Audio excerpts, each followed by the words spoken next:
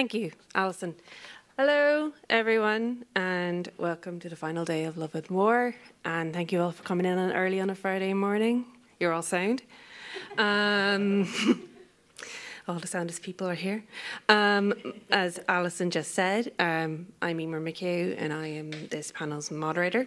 And thank you to Alison and Ruth for putting together a great programme of events and for inviting me to chair this panel today. Before I introduce our first speaker, I also want to take a minute to draw your attention to Alison and Ruth's programme note again, where, as it states, this conference deals with difficult, emotionally charged subject, and as such, respectful, careful discussions are expected of all of us. So, given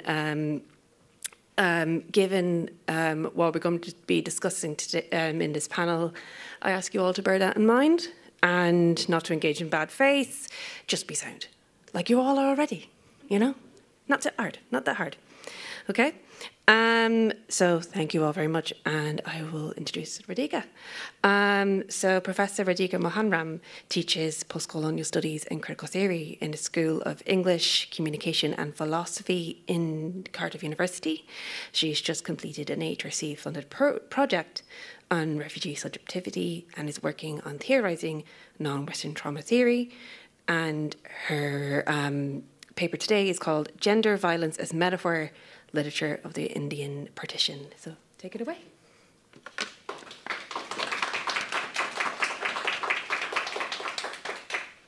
Thank you, everyone, and good morning. When I sent the proposal, my paper was meant to be one thing, but as I started writing it, it became another thing. So I think there's some resemblance to the proposal, but not as much as I'd hoped there would be. Happens to us all. Some background first. In 1947, when India won independence from British colonial rule, it simultaneously underwent a loss. Independence from British rule was contingent on a two-state solution or a partition of the subcontinent.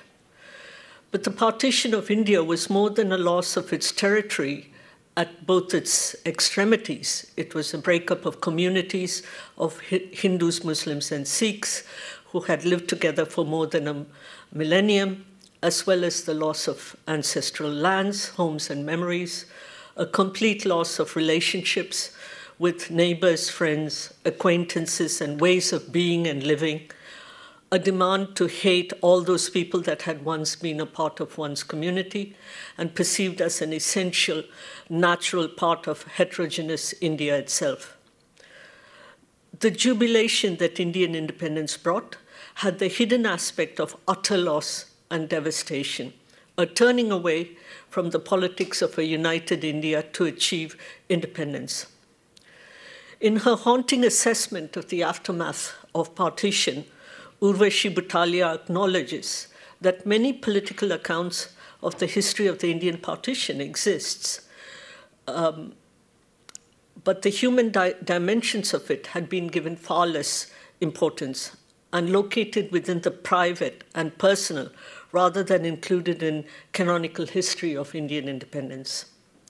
She asks, quote, why had the history of partition been so incomplete, so silent on the experiences of the thousands of people it had affected? Was this just historiographical neglect or something deeper, a fear on the part of some historians of reopening a trauma so profound, so riven with pain and guilt that they are reluctant to approach it, unquote. The two-state solution was a result of, among many factors, a demand by the Muslim League in India for a separate state that would ensure Muslim rights in what would be a disproportionately large Hindu presence in a newly independent country. Furthermore, the enmity between Hindus and Muslims, between various religious communities, had been fomented and nurtured by the British to maintain colonial rule in India. In order to proceed with decolonization, Britain appointed a London lawyer, Sir Cyril Radcliffe, who had never been to India, to chair the Boundary Commission and draw the borders between India and the new state, Pakistan. It's come on. Radcliffe accomplished the task in about 5 weeks, and the result was the division of the states of Punjab, the green areas of Pakistan. And so Punjab was divided, and Bengal was also divided. So Pakistan then was West Pakistan and East Pakistan, and it was separated by India. Radcliffe accomplished the task in about 5 weeks, and the result was the division of the states of Punjab in the northwest and Bengal on the northeast of the subcontinent, with the aim that the majority of Hindus and Sikhs would remain in India while the majority of Muslims would be located in Pakistan. Indeed, the boundaries of the two countries were announced only 2 days after the Indian independence. The utter chaos that both preceded and followed the drawing up of borders resulted in the largest transaction of population in history. Between 12 million to 15 million people moved between India and Pakistan, with 1 to 2 million killed.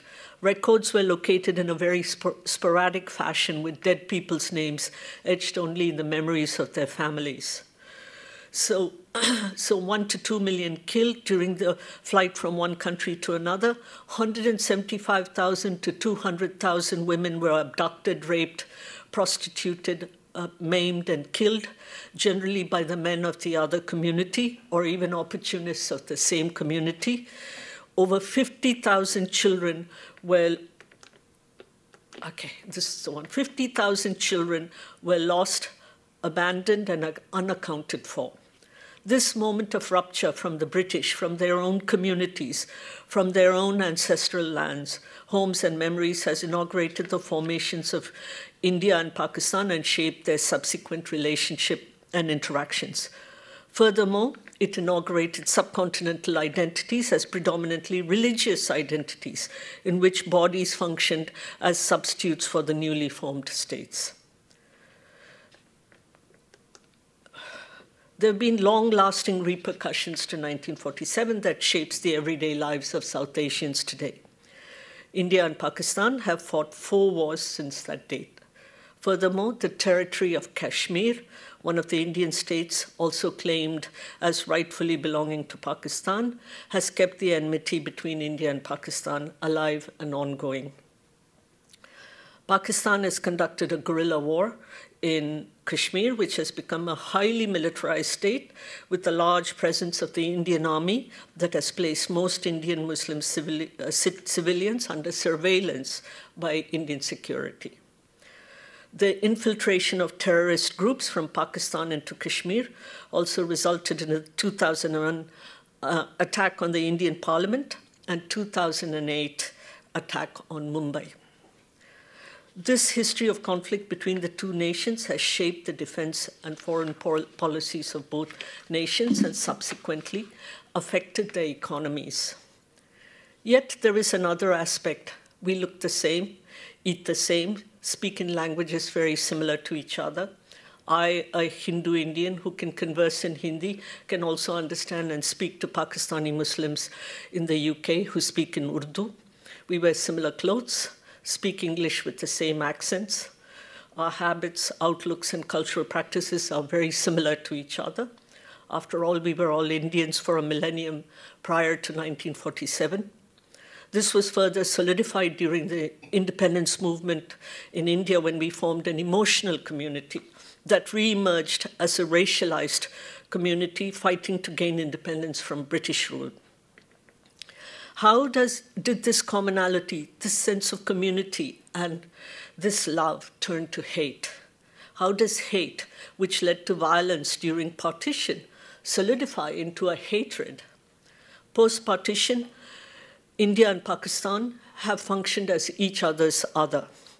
In this paper, I want to focus on the hatred and violence that defines the Indian partition and will attempt to interpret the way the personal is shaped by the political in neighborly matters. The first part of the paper, I want to unpack the relationship between love and hatred with specific references to the 1947 partition. In the second half, I'll examine and analyze the hatred and violence in some of the partition fiction which appeared in the late 1980s and 1990s, 50 years after the 1947 partition. There are several ways in which the aftermath of chaos and high emotions, which mark 1947, can be interpreted. In traditional political discourse around the binaries of the public and private, emotions have been relegated to the private, to the irrational and personal that must be kept separate from the arena of the public, which demands a disinterested subject, one who is capable of making rational and impersonal decisions, allowing for the emergence of universality and the creation of the public sphere. Kant, in his third critique, suggests that the development of a sensus communis refers not to the object eliciting responses, but to the disposition of the subject and the development of their judgment. He suggests that the personal and the subjective need to be subordinated for collective judgments and collective reasoning to emerge. Yet we also know that the emergence of the public is never objective, but rather one based on emotions. The public is composed of emotional communities, which are those groups in which people adhere to the same norms of emotional expression and value or devalue the same or related emotions. Thus, just as the development of the public sense has a history and is based on an evolutionary model, as Kant and Schiller hint, so does the development of emotions. In his well-known work, Autumn of the Middle Ages, Johann Huizinga posits that the maturing of emotions from the Middle Age to the modern, and he says, for him in the Middle Ages, emotions were unmediated, and joy, anger, pleasure, hatred, sudden cruelty, or tender emotions were immediately expressed without a filter. The modern world was the world of the adult, busy, dull, dispassionate. Such an evolutionary model of the development of emotions is reiterated in the magisterial work, The Civilizing Process by Norbert Elias as well. Elias suggests that the civilizing process sets up more and more controls over what Freud would refer to as the drives, or the affects, emotions, or the impulses. For him, the psyche of the Western individual becomes increasingly compartmentalized in the transition from the Middle Ages to the modern, and cognition and reason became separated from emotions. While the evolutionary model explains the separation between rationality, politics, and emotions and the development of culture, how can we analyze the demise of the old emotions and the birth of the new in the rupture that characterizes the 1947 partition? This moment is dense with meaning in South Asian history in that it not only ended British colonial rule, but also ended and divided a united Indian identity into becoming a distinct Indian and Pakistani identity. In the emotional front, it broke and remade the notion of community to one which foregrounded religious affiliations, as I've mentioned before. It also remade the notion of other, which was now not predicated on racial difference as it had been during the independence struggle, but rather on religious difference. The other lies at the crossroads of love and hate. To reiterate what we all know, in the Freudian framework, especially in his essays on narcissism and the ego and the id, he develops the idea of how the subject distinguishes itself in opposition to the other. In his framework, the id, which is part of the unconscious and operates through the pleasure principle, demanding an immediate gratification of desires, once it is brought under control by the ego, which negotiates between the id and the superego.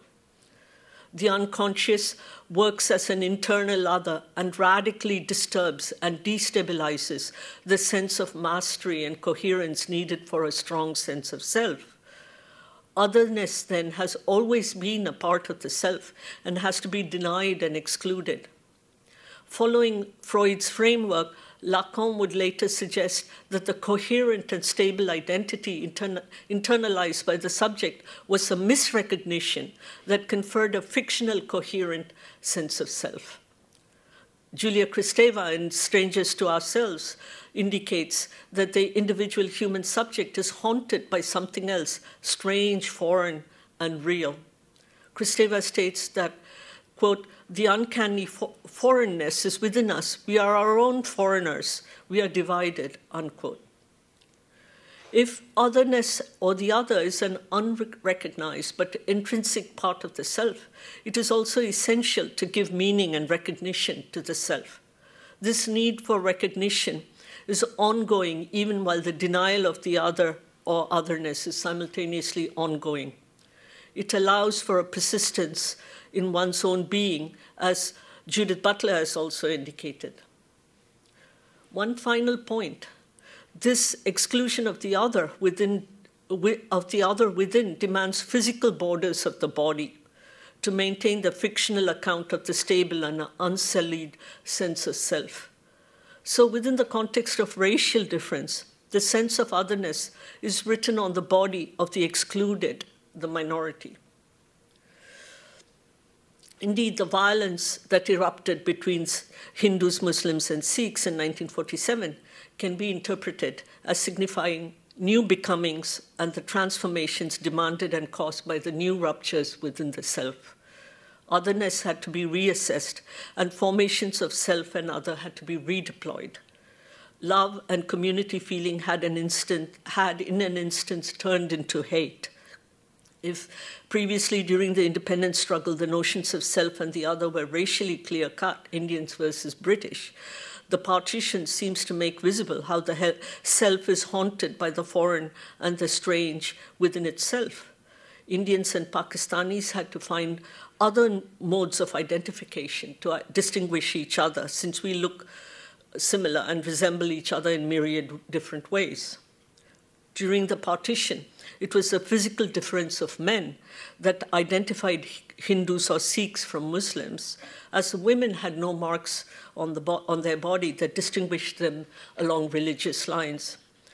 As Hindu and Sikh men were uncircumcised and the Muslims circumcised, the demand to pull down one's pants to identify oneself as being on the right side of the border filled fleeing refugees with dread. Indeed, hate seemed to be the emotion that consolidated the border between India and Pakistan.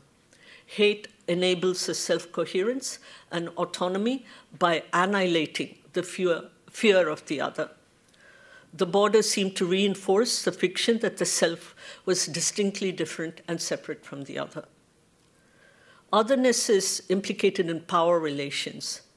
Hate is not premeditated by the individual, but is an immediate and visceral response, a temporary emotion.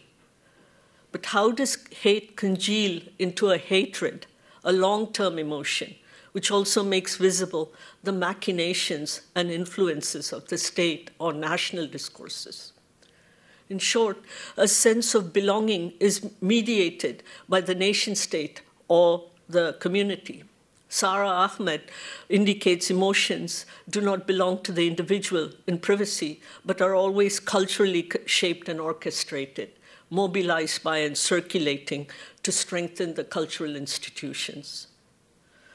In the making of India and Pakistan in 1947, borders and territories had to be guarded. The enemy within had to be expelled, violated, or destroyed.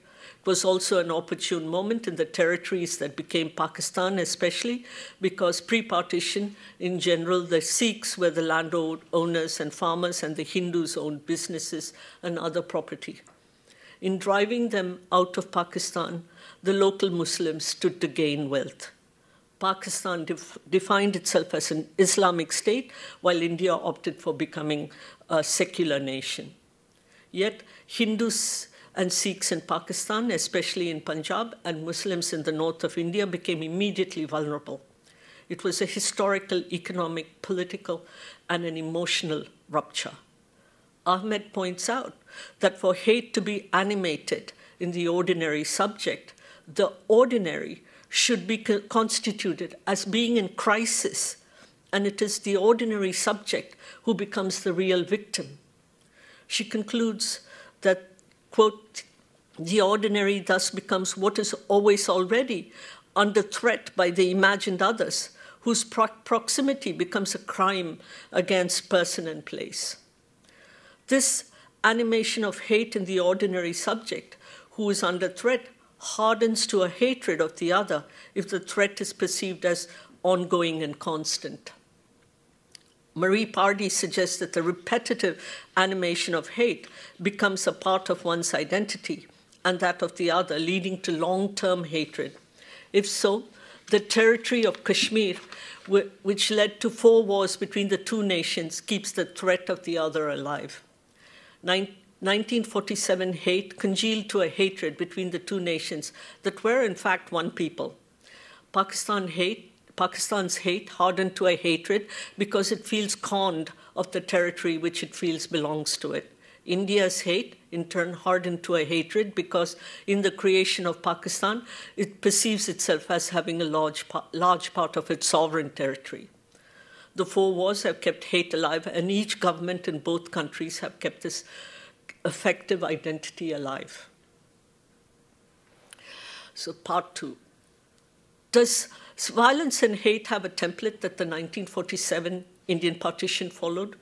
Can we read other meanings into the violence? This next section, I want to examine violence, one of the tropes of hate during partition. I want to examine 2 novels that were published in the 80s and 90s. Indian-Canadian writer Shauna Singh Baldwin's What the Body Remembers, and Bapsi Sidhwa's Ice Candy Man. That focus on the status of women during partition in very interesting ways, which are at a difference from the status of the men. If I stated earlier that the concept of otherness is central to hatred, how can we reconcile women who are the vulnerable other to the demonic other, the violent men from the other religious group? Baldwin's What the Body Remembers contains 2 narratives: the everyday lives of Sikh women in West Punjab pre-partition, followed by the violence of partition and the fleeing of the protagonists to India. The narrative focuses on Ruth, a young Sikh girl who becomes the second wife of Sardarji, as his first wife, Satya, is infertile. The majority of the novel oscillates around Ruth's rural upbringing and the relationship between the 2 wives that fluctuates between the points of perpetrator and victim. In the last scant 75 pages of this over 500-page novel, it focuses on the partition and how it affects the Sikhs, especially Ruth and her family. The vivid descriptions of partition violence: Ruth's sister-in-law Kusum is found decapitated and subjected to a vivisection by her husband Jeevan when he comes to rescue his family, draws attention to the structure and function of narration in the novel. This scene of what happens to Kusum is recounted twice in the novel, once by Jeevan and the other by Ruth's father, Bachchan Singh, each extracting a different meaning to the set of events that led to this violence. In Jeevan's version of events, his wife had been killed and cut into 6 pieces by either the Muslim men of the community, the mobs that targeted and attacked Sikh homes, or even by his estranged Hindu uncle, Sham. The semiotics of the scene, the calm expression on Kusum's face, her unclenched hands at the moment of her decapitation, draws attention to the need to interpret this scene. How can a violent end be faced with calm? A question that plagues her husband, Jeevan, who discovers her body. Obviously, her vivisection is a reference to the vivisection of India during the partition, and India is embodied as a woman. Jeevan notices that Kusum, who had been pregnant, had had her fetus removed from her body and interprets this act to be a message sent by Muslims to Sikh men. We will stamp your kind, your very species, from existence. In a subsequent scene, Ruth's father also narrates how his daughter-in-law Kusum had died. Mobs of Muslim men had descended upon the village that Kusum and Jeevan's children lived in. As the other two women in the house were elderly, it was Kusum, being young, who faced the most danger from the Muslim men converging upon their home. As Sikh women had the role of maintaining the dignity, honor, and reputation of Sikh men, which they would lose were she to be abducted and raped, Bachchan Singh urges Kusum to die and that he would take her life before the inevitable rape would happen. Kusum agrees immediately and is beheaded by her father-in-law. In this horrific re-narration of Kusum's death, both versions of which are told to Ruth, we realize the losses and trauma of partition that ordinary people underwent, men and women losing everything, not just their property, but also their heads and lives. Kusum's response to Bachchan Singh's exhortations is not just a spectacular event in a work of fiction. The most infamous event of the mass suicide of women who did it to save their men's honor happened in Duÿa Khalsa village in Rawalpindi district in Pakistan in 1947. 93 Sikh women leaped to their death into a well so that they could die before Muslim men subjected them to rape and thus dishonor their men. The scenes described around this historic event are horrific, with the well getting full of drowning women and the women on top trying to drown themselves by bending down and putting their heads underwater, or by getting out of the well and jumping back in. For Bachchan Singh and the men of Duÿa Khalsa, the women had martyred themselves, choosing to die for the sake of their men, to save their honor, evoking Spivak's haunting assessment in Can the Subaltern Speak of agency for the sati who chooses to die in violation of the British law against it and in violation of the Hindu patriarchy's coercion, as choosing to die is the only way in which she can assert her agency and become an individuated subject as she goes up in flames. But this form of agency seems a bit crooked. I suggest that women function as a metaphor in this context, a metaphor for the nation that must be maintained as pure and without any contamination. In the case of the raped women during partition, the act of rape of a woman was to violate the honor of their men. There's nothing supposedly sexual about it. Her violation was a substitute for the violation of male honor. The violence she faced, though enacted on her body, was a violating act for the men. Her bodily pain was not hers, but rather a lesson to be taught by the other community of men to her menfolk. From being metonymically linked to her menfolk, she becomes a metaphor for them. Furthermore, she functions as a metaphor for the nation itself. In violating Kusum, Muslim men were violating India and all Hindu and Sikh men within it. But the text also reveals that on this occasion, it wasn't Muslim men that beheaded her, but rather that it was her own father-in-law. If so, what is a woman here? How does she signify? Patriarchy, be it Muslim, Hindu, or Sikh, seem to be in cahoots here. The woman is just a metaphor, dematerialized, disembodied.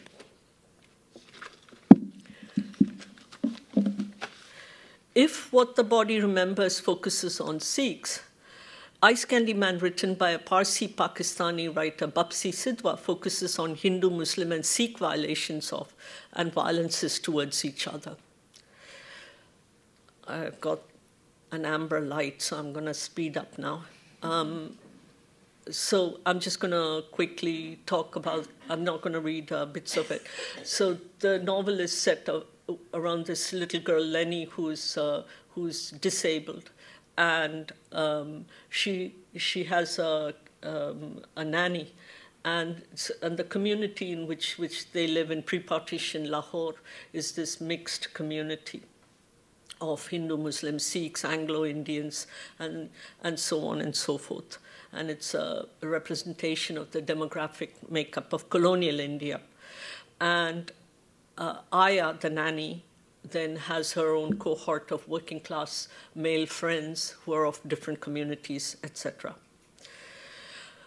Notwithstanding the narration which purports to evoke an idyllic past in India prior to partition, Lenny, who's obviously unable to process the complexity and severity of all the events around her, reveals the violence that exists in every relationship. What happens to Aya in this novel is Ice Candy Man. He transforms from being her friend to becoming a Muslim, and then he has her kidnapped and then prostituted after that, and though he had been her friend earlier. And this is what is the critical moment in the text. So Lenny, who's obviously unable to process the complexity and severity of all the events around her, reveals the violence that exists in every relationship. Papu, the young playmate of Lenny, is hated and often severely beaten by her mother. Lenny's well-off parents have an unhappy marriage because her father has a mistress and beats up his wife. Ranu, the young Muslim peasant boy who Lenny befriends, is subject to terrible violence twice during the partition at the hands of Hindu and Sikh adult men. Hari, the gardener, is often cruelly teased by the other men in his community who enjoy shaming him by pulling off his lower garment in a game, etc., etc. And this novel then draws this sense of people, who are supposedly in loving relationships. There's this undercurrent of hate running through everything. So the novel sort of does that to Aya, the nanny, and Lenny gets a new Aya called Hamida, who's now Muslim. And Hamida has also been abducted and raped by Hindu and Sikh men, but after her rescue, her husband refuses to take her back as she's now a fallen woman. Thus, Hamida loses both her husband and children and the extended family.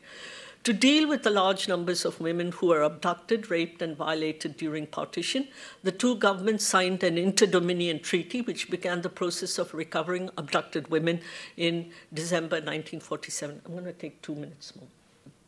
By 1949, the Abducted Persons Restoration and Recovery Act was passed in India, and both India and Pakistan began the recovery process. The rationale for the recovery was based on the presumption that women belonged to their country and therefore their religion and had to be returned to the right country. Since the violence in the Punjab in the northwest of India had begun in March of 1947, any woman in a relationship with the man of the other religion after the onset of that date was deemed to have been abducted. The recovery of these women did not include their children if they had a child during the period of abduction. In fact, a number of these women had come to terms with life with their abductors and married them, but yet were not given a choice to stay with their husbands of the other religion. In short, if previously these women had been abducted by men, now they were re-abducted by the state and returned, notwithstanding the fact that many families did not accept these women, who were now considered to be fallen women and impure. What does a woman mean within this context? What does the violence around her mean? How can we read Hamida and Aya's afterlife of abduction? Notwithstanding the recovery of abducted women who are dealt with in an individual basis, the figure of the woman acts as a collective and is perceived as embodying the nation-state. Her recovery is perceived as a restoration of the state. The legal recovery of women often involved the act of re-abduction, thus suggesting the state also regarded her as an object, her body a metaphor for the nation itself, to have a masculine role. Both novels suggest that women lack any form of original or individual meaning beyond being vessels to reproduce their community or religion or nation. I'm not suggesting that men are exempt from being a metaphor for their religion within the context of the partition. In fact, the death toll among men was also extremely high during partition. However, women linger in this metaphoric process with an emphasis on the likeness and an erasure of their difference, of their being individuals with an individuated identity and the equal rights of a citizen. Women's citizenship is always precariously positioned. If women are located as other in the nation, how are the men positioned in partition novels? Both the novel and masculinity, both the nations and masculinity demand the repression of otherness, be it in the form of vulnerable femininity or the demonic other or anything that threatened the coherence of the nation. In this reading, the killing of Kusum by her father-in-law in What the Body Remembers makes sense, as all forms of vulnerability had to be excluded for the masculine nation to be enshrined. Women were the weakest link. Repression and masculinity manifest themselves in the form of hatred or the hierarchy of genders. In short, if hatred is a displacement of the repression of otherness, it strengthens male identity as well as the nation. Hindu or Sikh masculinity or Muslim masculinity in their respective countries become institutionalized and create institutions of hatred. What I have examined in this paper is some kind of answer to the conversion of love to hate, community to enmity, and a passive and supposed femininity attributed to the population during colonial rule to the emergence of two masculine nations in independence and partition. The psychoanalytic framework with a focus on otherness is particularly useful to analyze the strange relationship between India and Pakistan. The 1947 partition of India was a catastrophic event in South Asia, a rupture which transformed colonized Indians into Hindu or Sikh Indians and Muslim Pakistani independent nations, and it transformed from a sense of tradition to a new life where new foundations had to be laid. It transformed our understanding of our place in the order of things. 1947 in South Asia saw a cataclysmic shift from being colonial to becoming post-colonial, from a racialized feudal society to one marked only via religion, from people who are rooted in the land of their ancestors to people who faced a large-scale exodus and dispersal, especially in the Northwest and Northeast, from a sense of similitude to engaging intensely with identity and difference. Independence had begun brutally. The shifts have led to a traumatized sense of the past. Thank you.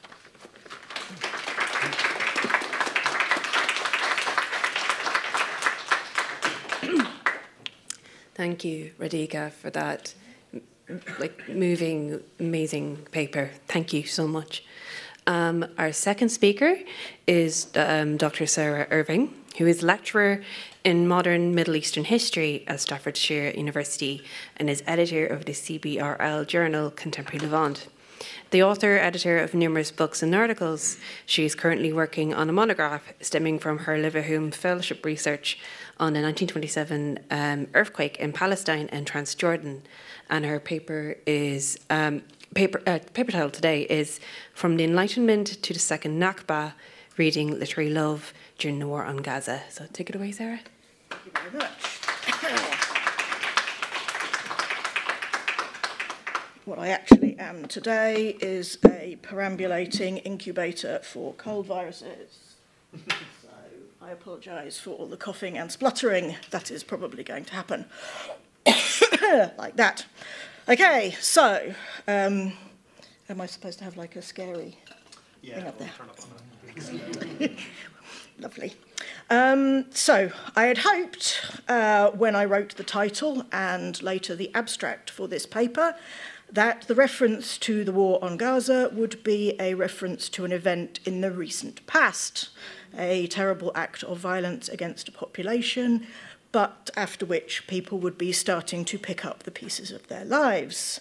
Instead, of course, we are just seeing the latest stage with the attack on Rafah of this genocidal onslaught, scattering yet again people who have already fled 2 or 3 or 5 or 8 times and seen every supposed refuge destroyed, whilst the international community continues to aid and abet their killers because the victims are insufficiently white or Christian or geopolitically important. So, rant over. This paper harks back to work I did almost 10 years ago, looking at a 1932 translation of the German Enlightenment play Duwiąły, Nathan the Wise, into Arabic under the title Nathan al-Hakim. That research asked what it meant for a Palestinian-Lebanese educator and scholar, Elias Nasrallah Haddad, to not only undertake this translation, but to also add to it a substantial body of paratextual materials. In this paper, I add some additional background to the story of Duÿ and Nathan el-Hakim, and to the events surrounding that translation in Mandate Palestine.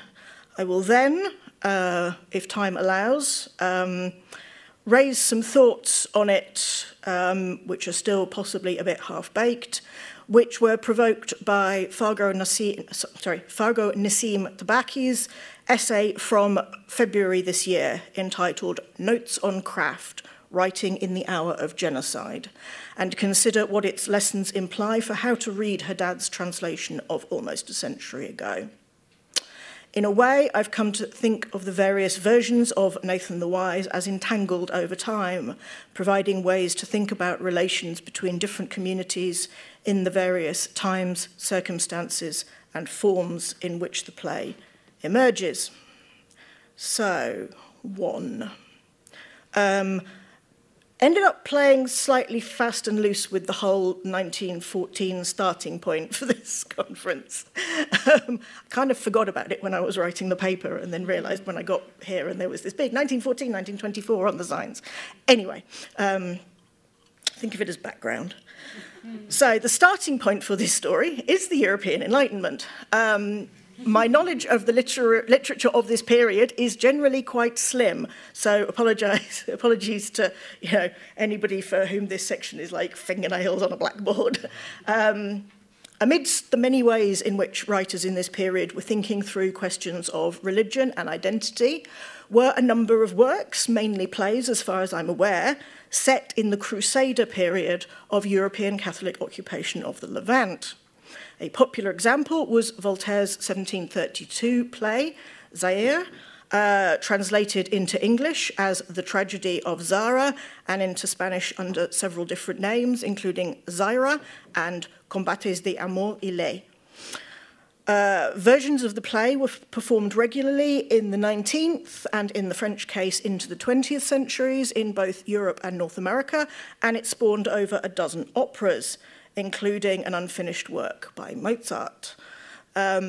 It's a story of doomed love between a Muslim ruler in Jerusalem, whose name doesn't seem to correspond to any kind of real historical figure, and a Christian slave. And so the play kind of proffers the possibility of cross-border love, but depicts it as failing in the face of sexual jealousy on the part of the Sultan, who thinks that his prospective bride is cheating on him because she is actually secretly corresponding with her brother, who opposes the marriage, and in the face also of religious intolerance on the part of male Christians. And this and Nathan Duÿ, the Lessing play that I'll talk about in a minute, share a number of tropes. They are thinking through questions of religion, identity, secularism, the private and the public, in terms of the place of religion in the world. And the kind of cross-border element of things is usually used to critique the idea that religious differences should be a kind of hard line within society, and the failure of the cross-border relationship, which is generally what happens in these plays, is used as a critique of that dominant role of intolerance and bigotry within societies. So, Gotthold Ephraim Lessing's 1779 play, Nathan Duÿ, featured many similar themes and tropes, although unlike Voltaire, his romance, Voltaire's romance is a Muslim-Christian one. Lessing focuses more on Jerusalem's Jews and their relationship to the Crusaders, whilst Saladin, as the Islamic Sultan of Jerusalem, this is set after the Battle of Hattin, so the Crusaders have been largely defeated, is also a kind of separate strand. Both plays use romantic love, mistaken identities, and discoveries of siblinghood, often at the last minute, so that people don't end up in incestuous marriages, to talk about intolerance, humanity, and the possibilities, even if stifled by society, of love across religious borders. In Lessing's play, we have a budding romance between a Jewish girl, daughter of the Nathan the Wise of the title, who is a merchant, and the object of this romance is a captured Crusader knight who has been spared execution. The two almost lovers turn out to be brother and sister, and are actually the children of a Frankish Christian princess and of her husband, the brother of the Sultan Saladin, better known in Europe as Saladin, the Ayyubid conqueror who turned the tide of Crusader conquest in the Holy Land.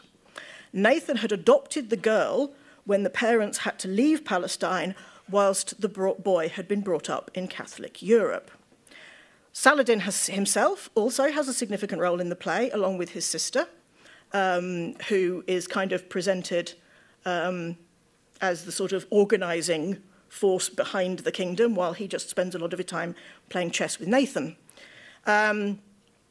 And it is the Sultan who is responsible in a conversation with Nathan for the placing within the play of the parable of the three rings, which I think is originally stolen from Boccaccio, which is often talked about in relation to this play because it's this point where the three Abrahamic religions are portrayed as intertwined and equal in value.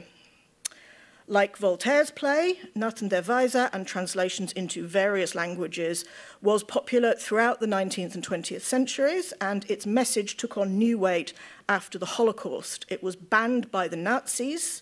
In fact, even before the Nazis came into power, they led physical attacks on attempts to stage or screen versions of the play in Germany.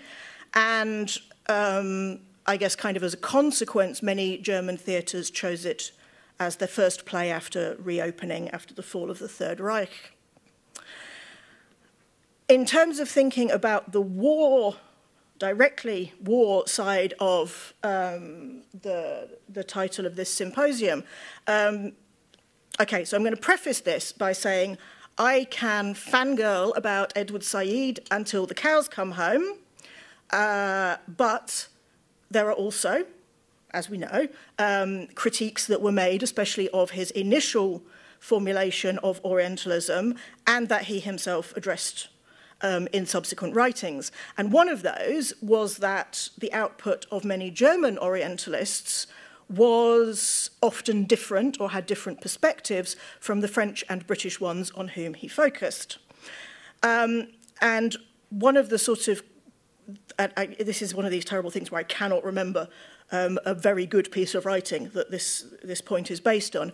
But one of the points that one of these critics made is that the relationships of the German-speaking regions of Europe with the Ottoman Empire and Islam was historically quite different from that of places like France and Britain on the western edge of the continent.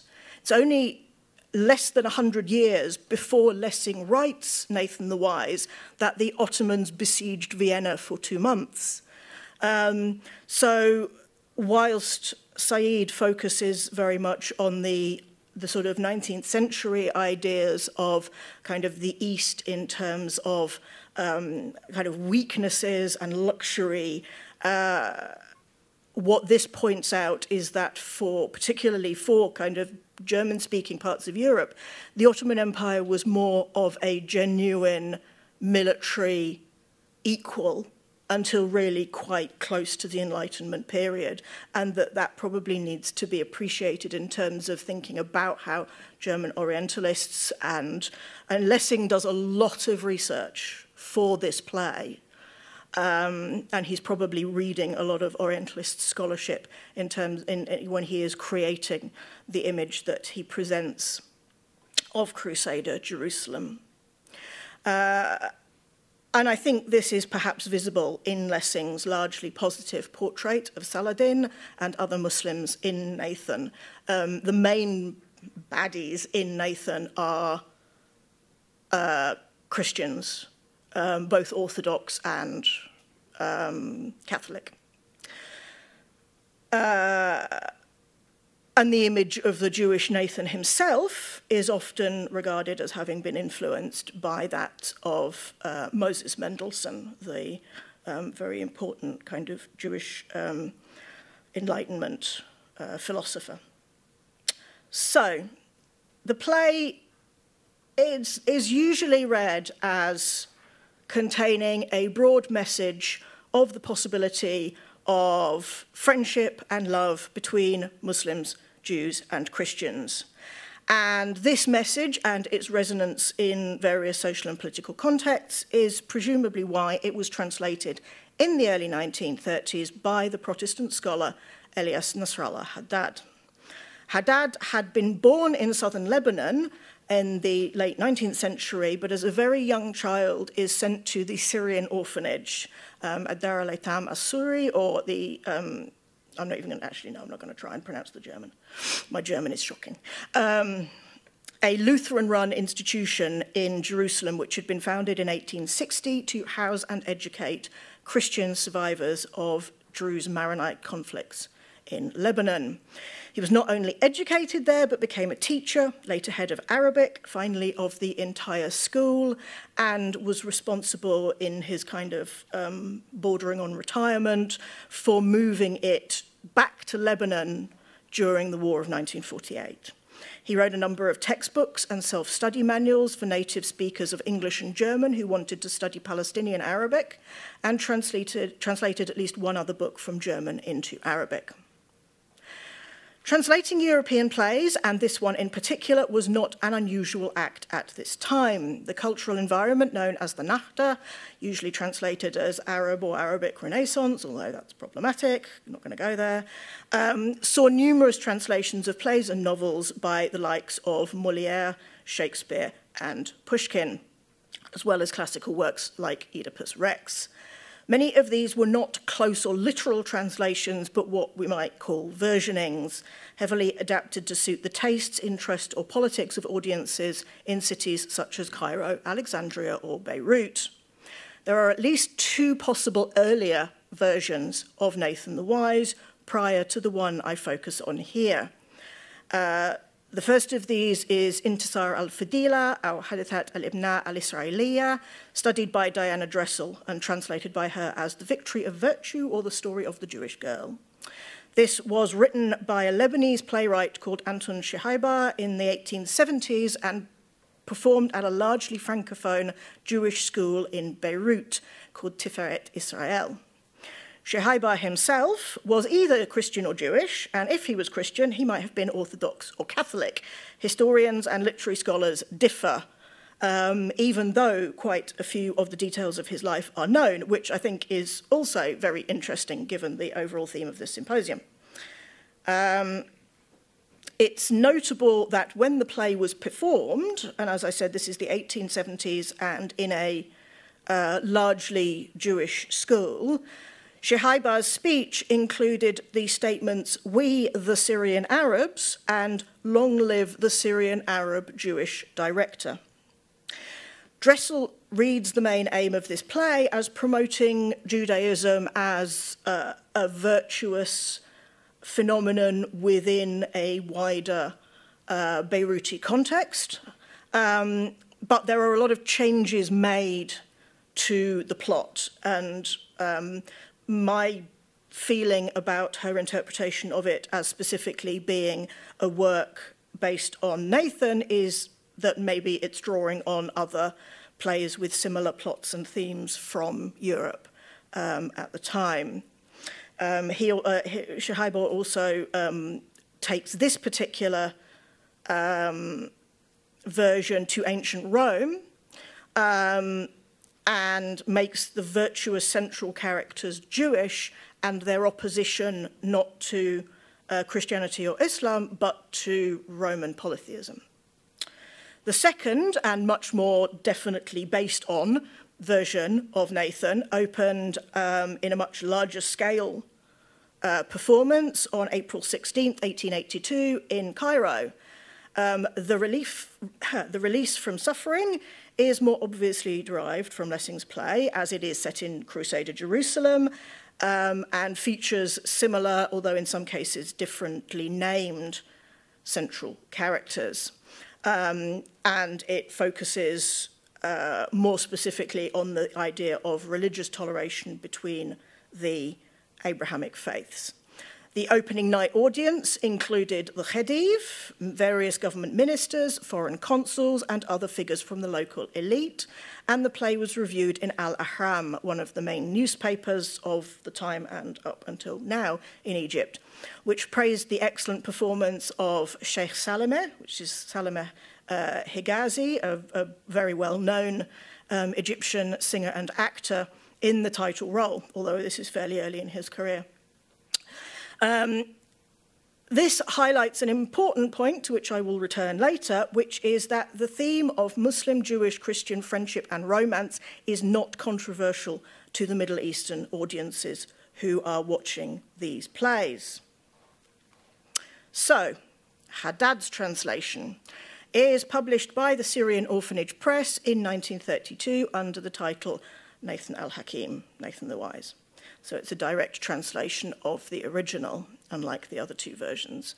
The main volume, so this one, I don't know if it was ever actually produced, staged. There are definitely translations of plays being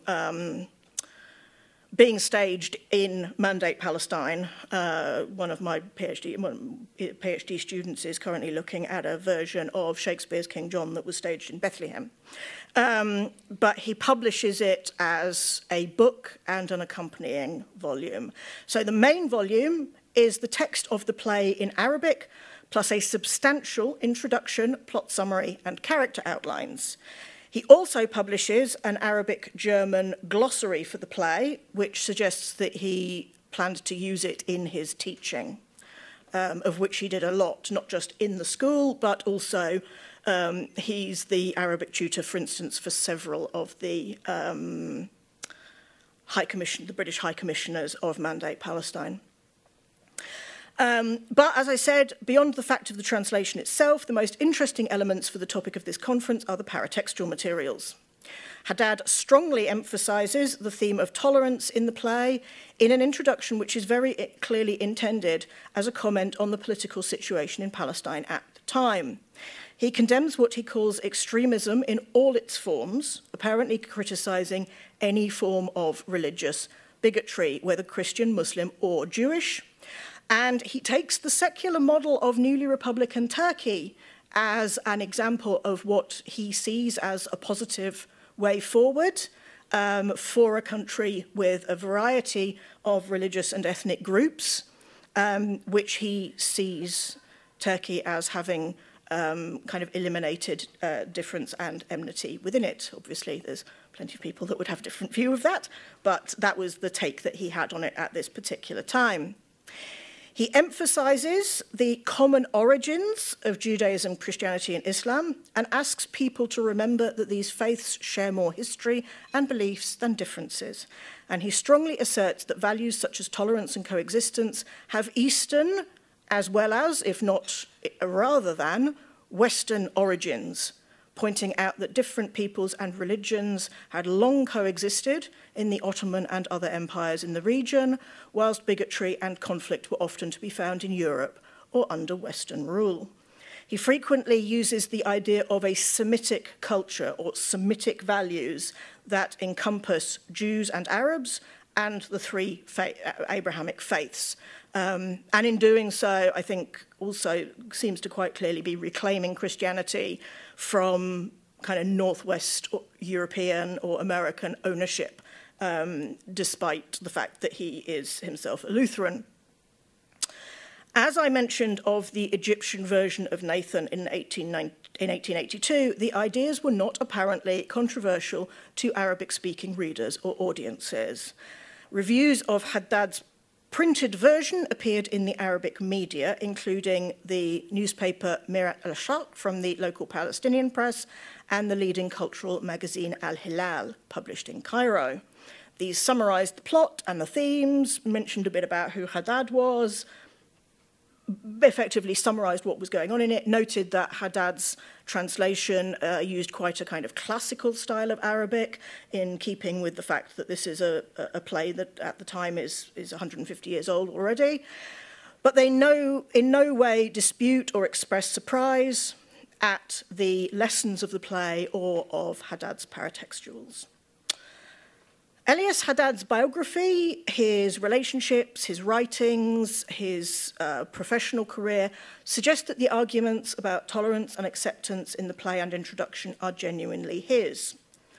But it is likely that there is a more complicated set of circumstances behind the translation and publication of Nathan al-Hakim and the messages embedded in both the script of the play and the introductory essay. So, section 3, those more complex backgrounds.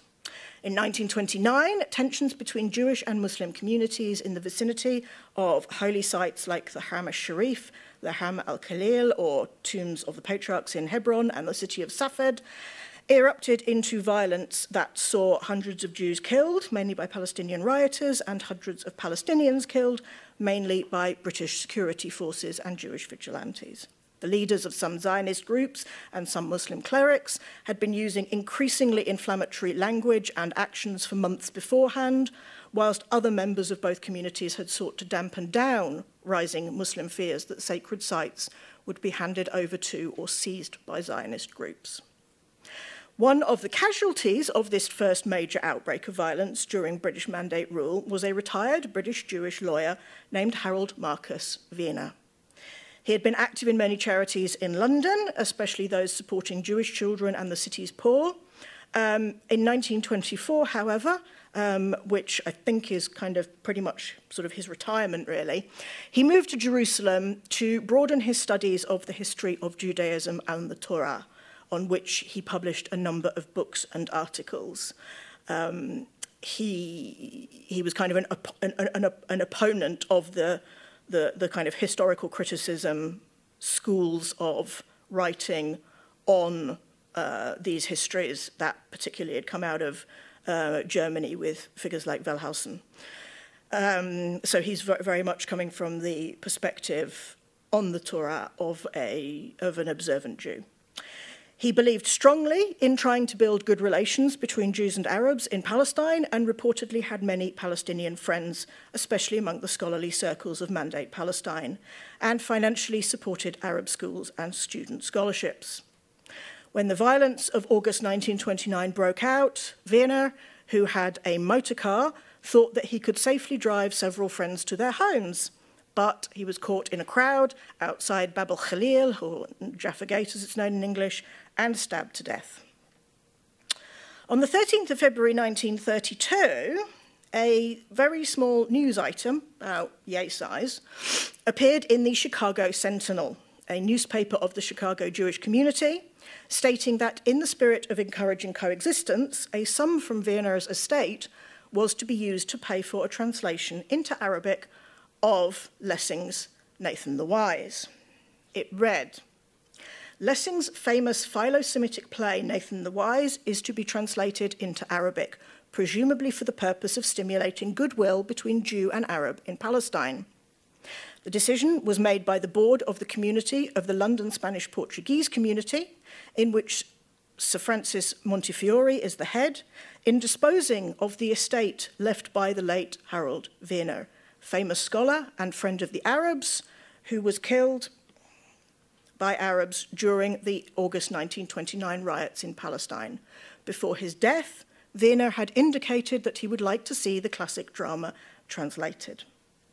No further information was given. A file of documents relating to the administration of Wiener's will exists in the London Metropolitan Archives, and I've been trying to get hold of it for the past decade. Unlike Morris, for those of you that were here yesterday, and his apparently, like, I don't know, I think he's got a guardian angel of archives just wafting along with his projects.